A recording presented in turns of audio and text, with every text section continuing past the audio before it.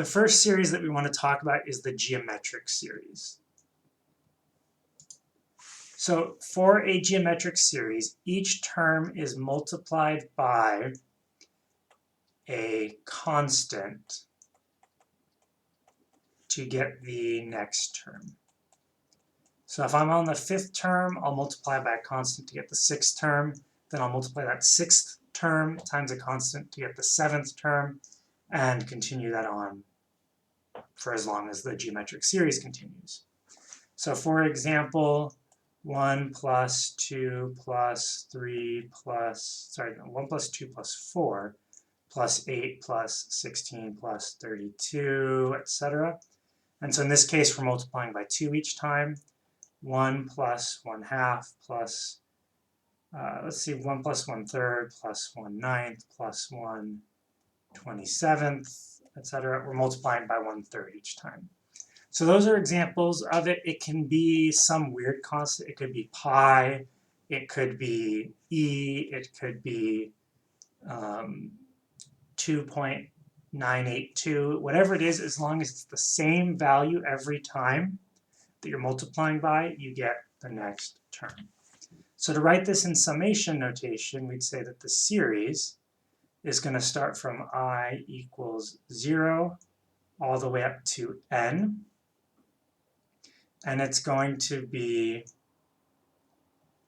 r to the I times some initial value. Because if you look, each time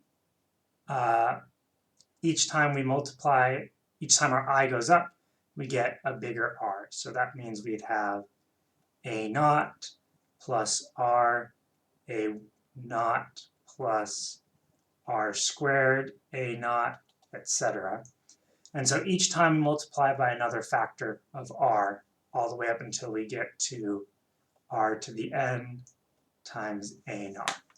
So there's always going to be some initial value that we start with, and then we just multiply by, increasing numbers of that common ratio.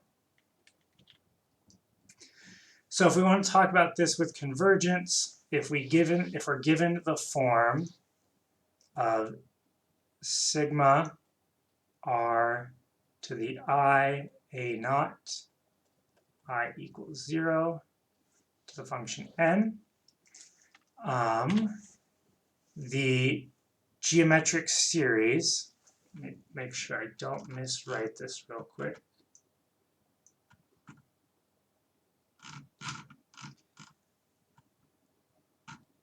It's quite late and my brain's getting all turned around. So I'm just checking my notes. Okay.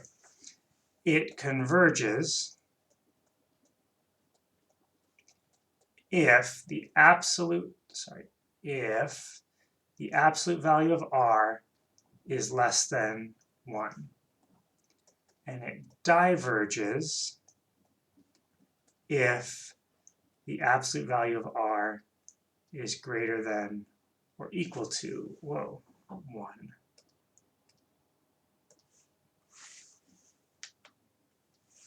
So in other words, if r is less than 1, absolute value of r is less than 1, it'll converge, and it'll diverge if the absolute value of r is greater than or equal to 1.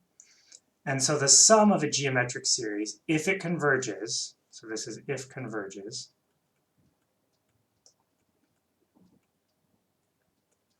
is equal to a naught over 1 minus r of an infinite. Sorry, I should say an infinite. So from I equals 0 to infinity of r to the I a naught, that's going to equal a naught divided by 1 minus r. This is something you need to know for the AP test. So yeah, take a minute, commit it to memory, or just do some practice with it and it'll kind of stick there. But that's the sum of an infinite geometric series. A non-infinite geometric series will typically just add up to find out what the sum is. So that'll wrap up geometric series. We'll look at kind of some more in the next couple of videos.